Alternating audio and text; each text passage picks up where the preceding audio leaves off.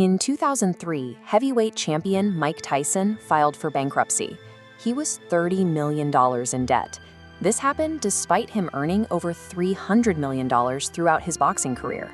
This chart shows the hidden financial reality of high earners. If you look at American workers making $100,000 or more a year, 1 in 10 of them are living completely paycheck to paycheck. We tend to think of money as a mathematical safety net, a rigid number that protects us once it gets high enough. But a better way to look at money is as a simple expression of perceived value between two parties. Earning a massive salary offers zero protection if your fundamental habits regarding how you spend that money are broken.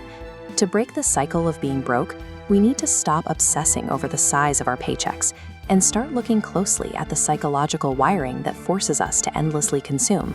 Wealth is a balancing act between two variables. Production is the value you bring to the market, typically labor exchanged for a wage. Consumption is the value you take, covering everything you purchase, from daily subscriptions to a new car. This equation breaks down for high earners because their psychological wiring prompts their consumption to expand at the exact same rate their production increases. The income goes up, but their true wealth stays at zero. We often label the standard 9-to-5 job as the rat race. The actual rat race is living on a financial edge where every dollar you earn is immediately consumed to keep your lifestyle afloat. Social pressure traps us. We constantly mirror the expensive habits of those around us to secure validation and approval. This graph illustrates a cognitive glitch called hyperbolic discounting. Notice how sharply the perceived value drops as time extends. Our brains are wired to favor an immediate, smaller reward over a vastly superior reward in the future. Prioritizing these instant material rewards quickly snowballs. The result is an invisible, suffocating burden of credit card balances. Once that debt accumulates, another behavioral response kicks in, the ostrich effect.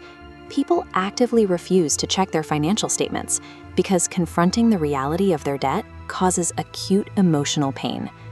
Until you identify and manage these invisible cognitive biases, trying to out-earn your spending habits will only drag you into deeper, more complex debt. The immediate fix for the ostrich effect is forcing hyper-awareness. You have to systematically journal your expenses and build a strict budget for every single category of consumption. Once you have that awareness, you must execute a specific defensive maneuver before you attempt to invest a single dollar. You have to build an emergency fund. This diagram shows the exact mathematical target for this fund. You need an insulated cash reserve equal to 3 to 6 months of your baseline survival expenses. This cash reserve acts as a circuit breaker. If a sudden shock hits your life, like a medical emergency or a job loss, this buffer ensures you don't instantly fall back into a cycle of high-interest debt. Capping your consumption and building a cash buffer guarantees stability. But extreme frugality by itself is rarely the mechanism for massive wealth generation. Even the famous financial gurus who preach intense penny pinching didn't build their fortunes by clipping coupons. They built multi-million-dollar net worths through massive commercial scale. The defining trait of true wealth generation is identifying a widespread problem in the market, creating a solution, and then selling that solution at scale. It is the difference between buying an app or subscribing to a service as a consumer versus doing the entrepreneurial work of producing the product that millions of other people consume. Permanently escaping the rat race demands a two-part mastery. First, you defensively lock down your psychological urge to consume. Second, you aggressively channel your remaining energy into producing scalable value for society.